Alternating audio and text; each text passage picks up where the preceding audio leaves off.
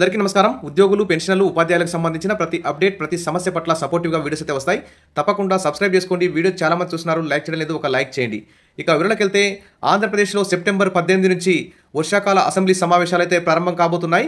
Governor కూడా gazette notification కూడా జారీ చేయడం జరిగింది. ఈ అసెంబ్లీ సమావేశాల్లో పలు కీలక నిర్ణయాలు, కీలక బిల్లుల్ని ఆమోదించే అవకాశం అయితే ఉంది.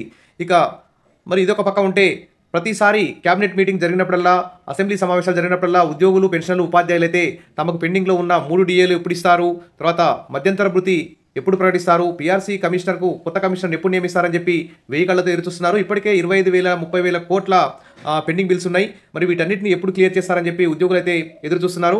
మరి ఏపీ ఉద్యోగులు అయితే గొంతెమ్మ కోరికలేమీ కోరడం లేదు. వారి యొక్క న్యాయమైనటువంటి డిమాండ్లను ప్రతి 6 నెలలకోసారి రావాల్సిన డిఏలు, ప్రతి 5 ఏళ్లకోసారి రావాల్సిన పీఆర్సీ గురించి అడుగుతున్నారు. ప్రస్తుతం అయితే దాదాపు 2 సంవత్సరాలు కావస్తున్నా కానీ మరి ఇంతవరకు పీఆర్సీ కమిషన్ నియమించకపోవడం, మధ్యంతర భృతి విడుదల చేయకపోవడం, పెండింగ్లో 3 డిఏలు ఉండడం, రిటైర్మెంట్ వారికి బెనిఫిట్స్ ఇవ్వకపోవడం, ఇతర పెండింగ్ బిల్స్, సరెండర్ లీవ్ కానీ, జీపీఎఫ్, ఈ విధంగా అనేక పెండింగ్ బిల్స్ ఉండడం వల్ల ఉద్యోగులైతే లక్షల్లో నష్టపోతున్నారు. ప్రభుత్వం మాత్రం దాదాపు 4 లక్షల కోట్ల బడ్జెట్ని ప్రవేశపెడుతుంది. కానీ ఉద్యోగులకు మాత్రం విషయానికి వచ్చే వరకు మాత్రం చాలా చిన్న చూపు చూస్తుందని చెప్పి ఉద్యోగులందరూ కూడా ప్రభుత్వంపై అసంతృప్తిగా ఉన్నారు. గత వైసీపీ ప్రభుత్వం కూడా మరి ఉద్యోగులని గాలికి వదిలేసింది. పీఆర్సీ కూడా చాలా తక్కువ మొత్తంలో ఇచ్చింది.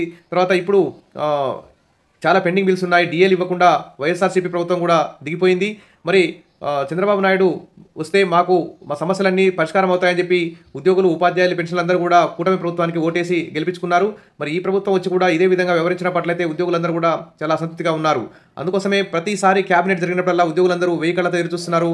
మరి ప్రస్తుతం జరిగే అసెంబ్లీ సమావేశాలకు ముందు మరి ఉద్యోగ, ఉపాధ్యాయ సంఘాలైతే మరి ఇక్కడ యూటీఎఫ్ సంఘం అయితే 15 నుంచి విద్యారంగ మరియు ఆర్థిక సమస్యల పరిష్కారం కోసం రాష్ట్ర వ్యాప్త జాతా నిర్వహిస్తున్నామని చెప్పి ప్రభుత్వానికి అయితే డిమాండ్ అయితే పెట్టింది. ఇక 15 నుంచి రాష్ట్ర వ్యాప్తంగా యూటీఎఫ్, రణబేరి, ఆర్థిక సమస్యలు, విద్యారంగ సమస్యలపై రాష్ట్ర వ్యాప్త జాతా చేస్తున్నామని చెప్పి యూటీఎఫ్ ఉపాధ్యాయ సంఘం అయితే ప్రకటించింది. మరి అసెంబ్లీ సమావేశాల ముందు ఈ విధంగా ప్రభుత్వానికి అల్టిమేటం జారీ చేయడం ఉద్యోగులకు ఒక గుడ్ న్యూస్ అనే చెప్పుకోవచ్చు.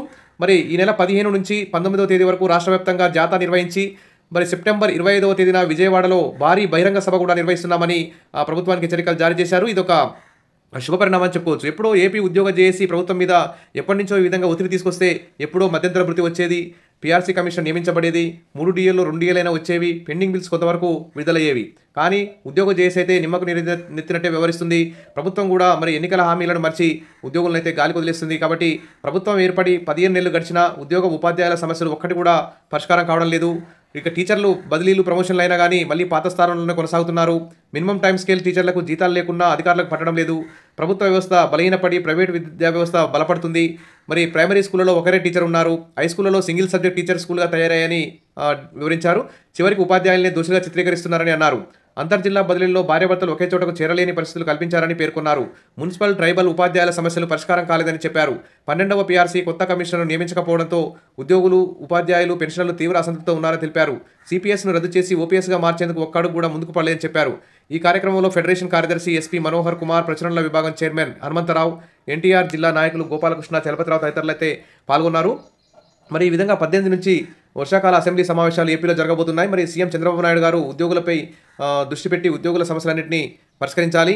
కాబట్టి వైఎస్ జగన్ లాగానే మరి చంద్రబాబు నాయుడు వ్యవహరించకుండా ఉద్యోగులకు సానుకూలంగా నిర్ణయాలు తీసుకోవాలని, వారి యొక్క ఆర్థికేతర సమస్యలు పరిష్కరించాలని ఇక్కడ డిమాండ్ అయితే వినిపిస్తుంది. ఖచ్చితంగా మరి ఈసారి వర్షాకాల అసెంబ్లీ సమావేశాల్లో ఖచ్చితంగా ఉద్యోగులకు, ఉపాధ్యాయులకు దసరా, దీపావళి కానుకగా 3 డిఏల్లో 2 డిఏలు విడుదల చేయడం, మధ్యంతర భృతి 30% మంజూరు చేయడం, తర్వాత పీఆర్సీ కమిషనర్, కొత్త కమిషనర్ నియమించడం, ఇవన్నీ దీపావళి కానుకగా, దసరా దీపావళి కానుకగా మరి అసెంబ్లీ సమావేశాల సాక్షిగా మరి చంద్రబాబు నాయుడు ఖచ్చితంగా ప్రకటిస్తారని చెప్పి ఉద్యోగులందరూ కూడా ఆశిస్తున్నారు.